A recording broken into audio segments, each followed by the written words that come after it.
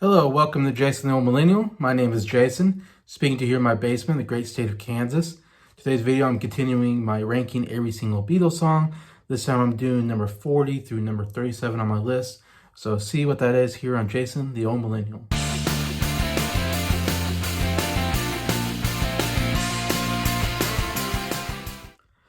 Hi everybody, hope everybody's doing well here on a Sunday afternoon.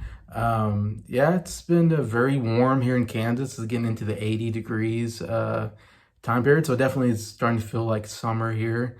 Yesterday I did a video of going to see Guardians of the Galaxy Volume 3, and I did a little video. Hope everybody enjoyed that. Hope you check that out. Went to a place called AMC Legends, or that's the name of called the movie theater, AMC. But Legends is the name of the area in Kansas City, Kansas. This is outdoor shopping mall area.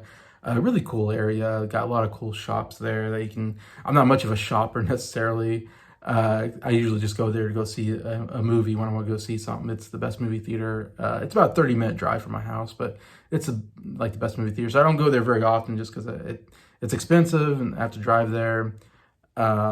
But it just felt like I needed to see Volume 3 in the theater anyway. So yeah, so I did that video and posted it the other day.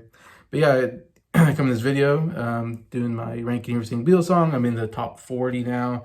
Definitely some really, really great songs. In fact, in this list, I have some early songs that are still some of my favorite, kind of almost early to mid Beatle period songs, some of my favorite here. And we're going to kick it off with a really, really big one, and that is Twist and Shout. Number 40, of course, this is a cover song that the Beatles did off of their first album, Please Please Me. It's in fact the closer on that album, and man, what a closer that is. One of the best closers Beatles ever did, for sure. It's up there. Beatles have a lot of good closers, and this is definitely one of them. Originally, it was written in 1961 by Phil Medley and Burt Burns. It was originally recorded by the Top Notes, which is not a band I'm familiar with, or I haven't heard their version of the song, but evidently they must have been the first ones to record it in 1961. So this is, of course, before the Beatles had a record deal with EMI back in 1962, and it really became a hit with the Isley Brothers in 1962, if I'm pronouncing that right. And it went number 17 in the US. So it was a pretty good size hit for them in 1962. So this is obviously like a song they would have done live. The Beatles probably during, before they got the record deal and they were going to Hamburg and all other kind of places, the Casbah and all that. And obviously it probably was a real big crowd pleaser because it's a really great rock song. And such a fun song to dance to and to just rock to. In fact, even to this day, if you go to a wedding and there's like a dance, there's a good chance you're going to hear Twist and Shout. I mean, it is a favorite anytime you do any kind of a dance kind of thing. Back when I was in high school, they would always play this at the homecoming dances and proms and stuff. Anyways, huge one. It's always the Beatles, though. The Beatles version really overtook the Isley Brothers version as the prominent version of the song. Yeah, as I said, yeah, Beatles, of course, yeah, very first record they did this. It came out as a single in the U.S. later on in 1964, so a couple years later, and went number 2 over in the U.S. What was number 1? Another Beatles song. So Twist Shout could have been the number 1 song if it wasn't for the fact that Beatles had the top 5 songs for that period of time. I mean, I think I Want to Hold Your Hand probably maybe was above it, maybe, or She Loves You might have been number 1 at the time. But I mean, when you had like She Loves You, I Want to Hold Your Hand, Twist and Shout, I think Can't Buy Me Love, Please Please Me maybe, or For Me to You were in there. So I mean, some huge hits. All came out kind of once in the United States, once they made it big here. But yeah, definitely one of their most popular songs that they played at a lot of concerts. In fact, it was a popular closer for them. And there's a lot of great concert footage of them playing the song. It's one of the funnest songs to see them because they really come alive on the song. It says only million selling Beatles record to be a cover song. Yeah, so obviously the Beatles biggest songs usually are the originals. This is definitely one of the few where they really hit it hard with the cover song. And so much that you think it's an original. Like, for a long time, I thought this was a Beatles original song. And I'm sure there's people out there that still kind of maybe might be surprised to go, oh, that's a cover song, because the Beatles have really made it their own. It's the only Beatles cover song to reach the top 10, in fact. Anyway, so that just tells you a lot about this song and how popular it was. Famously, this was the last song on the Please Please Me record, and they did the whole Please Please Me record like in one day, because these were all songs that they, mostly the cover songs at least, were all songs that they knew pretty well, because they did them in the clubs, the Cavern and all that. And then there's some originals that they put together. So I think they shot the whole, if I remember right, they did the whole, which is unbelievable, because of course he never would do this anymore. But it was just one of those things where they were able to play the whole album in one setting, basically. In one day, they were able to do all the songs. And the last song on the list was Twist and Shout. So John's voice was pretty, getting pretty tired, at this point, singing all day, all these songs. And you get Twist and Shout, and it's the biggest rock song maybe on here, maybe besides the first one. It's also a pretty good rock song as well, which I'm forgetting at the moment. But yeah, so so he's getting to the Twist and Shout, and his voice is just cracking, and he did this all in one take, I believe, if I remember right. So it's just incredible. He just knocks it out of the park on this one take, because his voice couldn't take anymore. He couldn't do another take because his voice was he was losing his voice, yet he still put one of the best vocals ever, I think, in the Beatles and anybody on the song, because his voice is so good on this song. And it's funny, I was listening to the Isley Brothers version before this as well, just to kind of see what the differences is. And mainly it's just that Isley Brothers were definitely more R&B type, with a little rock in them, but they were, there's horns in their song, and the horns basically carry the song, the whole dun, dun, dun, dun, dun, dun, dun, dun, dun. That's all horns. While the Beatles, it's the guitar, and it's dun, dun, dun, dun. It's a guitar, and also you don't really hear drums as much in the Isley Brothers version, but the drums are very prominent in this version, which really helps, I think, because I think Ringo's drumming is really, really good on the song. And yeah, so it's a little more of a harder rock song, I would say, than the Isley Brothers version. Though they do hit some pretty good notes on that version as well. I think John's just a little bit better as a singer, in my opinion, but maybe I'm biased because I'm a Beatles fan. But he really rocks it hard. I mean, when even twist and shout, like not just twist and shout, it's twist and shout. Like he does something really cool with his voice. And man, he just goes all out. Like he definitely was like, okay, this is one take, I'm going all out. And somehow it made it even better when he did it that way. And then I love the like that is so much better in this version than even the other versions. How it starts with John and Paul, and then how they layer the ahs, and then they just get louder, the crescendo. And then I don't know if it's Paul screaming, but somebody has a really good scream at the end, where they're just screaming on top of their lungs, and it's like, wow. I mean, it just makes this such a cool rock song. Definitely one of my favorite songs when I go and see a Beatles tribute band. They always play this song. It's definitely a highlight of any concert I go to.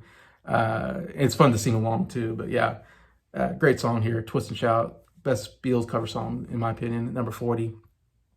Number 39, pretty important song. One of the first big hits that really made them kind of put him on the charts as one of the great bands, and that is Please Please Me. Obviously, very early song. It's a Lennon McCartney song, mostly John Lennon writing this one. This, of course, comes off of the very first album, Please Please Me. First, it was a single that came out. It's considered the first #1 single in the UK.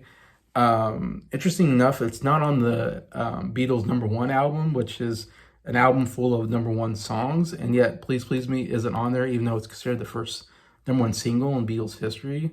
That being because it charted #1 in two different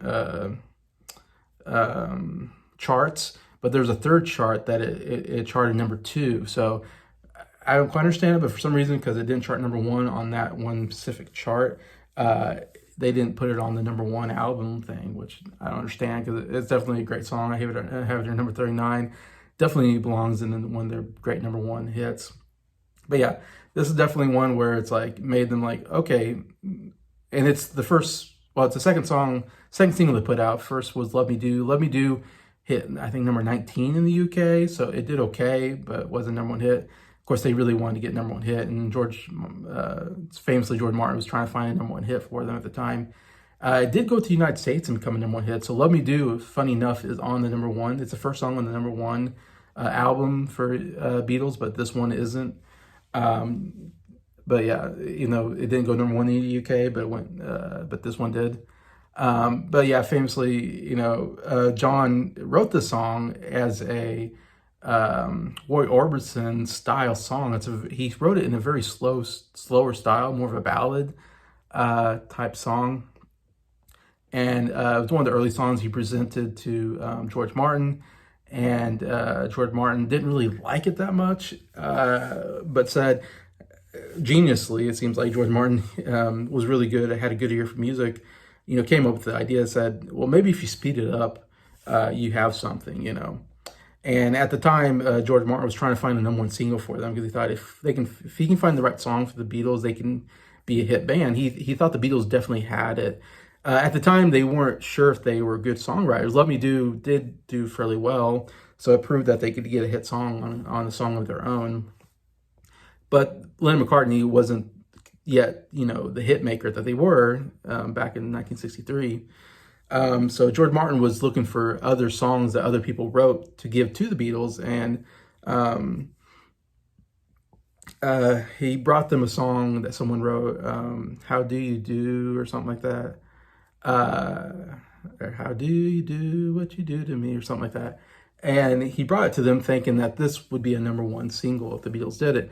But the Beatles really wanted to do their own song to be number one. They didn't want to use somebody else's song. I don't know, they hurt their pride, I guess, as a songwriting team. Lennon McCartney, who thought, no, we can write a number one song. Like, they had confidence in themselves. And so it was this very, pushing against, George Martin, which George Martin was kind of the boss. So it was interesting that they, at an early time period before they really got famous, that they had the confidence to push against George Martin and say no. And George Martin gave in. Of course, George Martin may have been like, screw you guys. But George Martin was like, okay, we'll try your song. But John went back and redid the song "Please Please Me," made it faster paced, and also added the harmonica, which was kind of a signature sound to them early on. They did Love Me Do had it, this had it, I think For Me and You had it, and they had some other songs. It was definitely a great sound for them. But yeah, when they came back with the faster version later on, when they did played some songs for George Martin again, as they're trying to figure out what to put as their next single. They haven't put an album out yet. They're just trying to put out a hit single. And they did this fast version, and George Martin, famously said, you got a number one hit on your hands. George Martin definitely heard, like, yeah, I definitely did it. And he was right. It was a number one hit for them. They put it out as a second single. It's the first number one hit for them in the UK. But yeah, I love the song because it's, I love that guitar. Bum, bum, bum, bum, bum, bum, bum, bum, bum. I just love that. With the harmonica, that and harmonica together, doing the same notes, sounds so good. And it's such a really great rock song. It's a very fast paced. John's great vocals, hits you right away. The last night like he starts like at 10, he just singing really high, really hard at the beginning, and actually pretty good harmonies there. And I love the come on, come on, come on, come on. The back and forth of the come ons as it gets kind of louder, and to the please, please me, and just then ends with that guitar, comes back in, bum, bum, bum, bum. I mean, so great. And the overall guitar is great. Drums are great. Ringo's really rocking it on the drums. But yeah, such a fun song. Just a really great early rock song that I still love listening today. And I have it at number 39, Please Please Me. Number 38, I think last time I said, and I Love Her was my favorite song off of Hard Day's Night. I was wrong. I forgot I still had this song on here, and it is If I Fell. So If I Fell is my highest rated song on Hard Day's Night. Both songs are so good, and I Love Her and If I Fell are almost equal in some senses, pretty close to each other as some of my favorite on the album. Definitely, they're both more of the ballads on the album. Definitely, there's this is 1964. Still, Beatles are still consider themselves, a big rock band. And so they're still, relying on songs like A Hard Day's Night and Can't Buy Me Love and I Should Have Known Better, are definitely their bigger, songs that are more faster paced rock or Tell Me Why, they definitely were a rock band, but then they had a couple of really great ballads at this point. They're kind of putting in some ballads. Of course, with Help and On, they would definitely do more ballads that were definitely bigger for them. But I love this because it's such a beautiful song. The harmonies are just so good. I mean, John and Paul's voices have never been better together. They work so well together. Paul hits some great high notes on this song that just gel so well with John's kind of singing more lower notes. And it just kind of proves that why they're so great is because of those vocal work by those two. No one's better than Lennon McCartney, in my opinion, and they kind of really showed it on this song for sure. Like I said, there's A Hard Day's Night, it's a Lennon McCartney song. Mostly, I guess John was writing this. And from what I read, is somewhat autobiographical. I like the song because the song is, it's an interesting idea for a song where it's, if I fell in love with you, would you promise to be true? It's kind of this idea of like going into a relationship, there's always this chance of getting your heart broken. So it's almost, and it's by someone who's already had their heart broken and they're going to go to another relationship. And it's like, there's a risk when you try to go into a relationship, you risk getting your heart broken. And that's really hard. It's one of the hardest things that ever happened to me and to a lot of, people. It sucks getting your heart broken. And so I love this idea of like, I'm not sure if I want to fall in love with you because I might get my heart broken. So it's almost like, man, if I fell in love with you, are you going to promise that, you're not going to break my heart? Which no one can make that promise because relationships always have an ending to them. Usually, that's just the way it goes, unfortunately. So you have to risk the factors of it sucks getting my heart broken, but yet there's a lot of joy in having a relationship and being in love with somebody. And so the joys of being in love outweigh the heartbreak, so you keep trying to fall in love. And so that's my take on it. But of course, in this, John kind of has two girls because he says, will you love me more than her? So John obviously is trying to pick, I think, between two girls, like which one he'll go out with. and like, if I fall in love with you, can you promise me that you're going to be better than her? Because I don't want to pick you, lose her, and then you break my heart, kind of thing. So, but it's just a beautiful, beautiful song from the very beginning. Like, I love, like I said, Paul's vocals on here are so good. Kind of almost a backing vocal as they're kind of singing together, but when they do that, kind of almost chorus in there, about falling in love, and they hit this high note, in vain, and Paul hits just an incredible high note on there. But throughout the whole chorus, he hits a lot of great high notes. But yeah, absolutely beautiful, beautiful song. If I Fell, number 38. In the my video here at number 37. This is considered one of the first like big rock songs of this period, and it's called Ticket to Ride. It comes off the Help album. It also was a single in 1965 as well. It's a Lennon McCartney album. I think mostly John maybe did most of the writing, but somewhat equal writing here. But yeah, I've heard some say like this is maybe the first hard rock song or heavy metal song or something like that, which I don't quite see, but maybe it helped, bridge to heavy metal or hard rock in some way. That's what I've heard anyways. And I've heard a lot of people put this as their favorite Beatles song, in fact, and this is number 37 on my list. But if someone said this is their favorite Beatles song, I'd be like, yeah, I totally get it. This is a great song. I'm totally okay with this being like a favorite song of somebody's. Like, you can't go wrong with this one. So it's one of my favorite of their kind of, I guess you're getting to the middle Beatle period rock songs. But it was the number one single both in UK and US, so it was a huge song, did very well.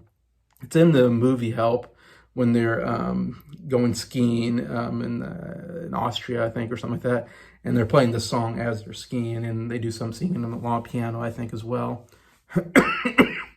What makes it so great is I love the intro with the guitar. Intros with the guitar, dun, dun, dun, dun, dun, whatever. It does that great guitar intro, and then the drums come in.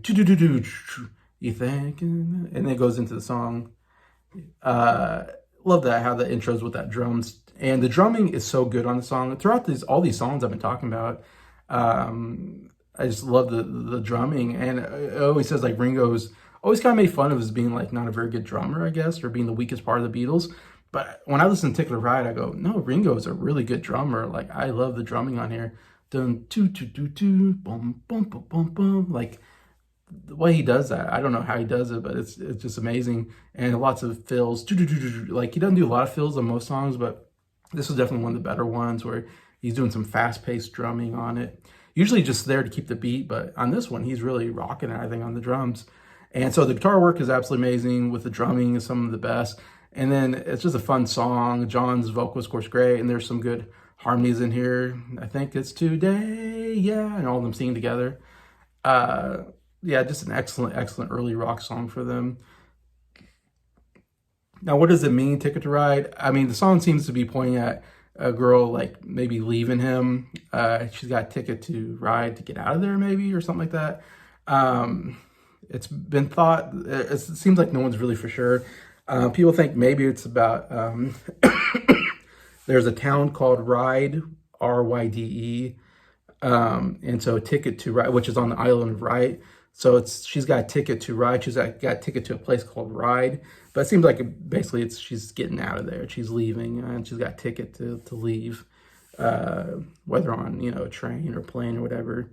But it's about someone leaving and not wanting to leave. Basically, is the song. John has said that it's about prostitutes, which I think it's probably maybe he's just making that up.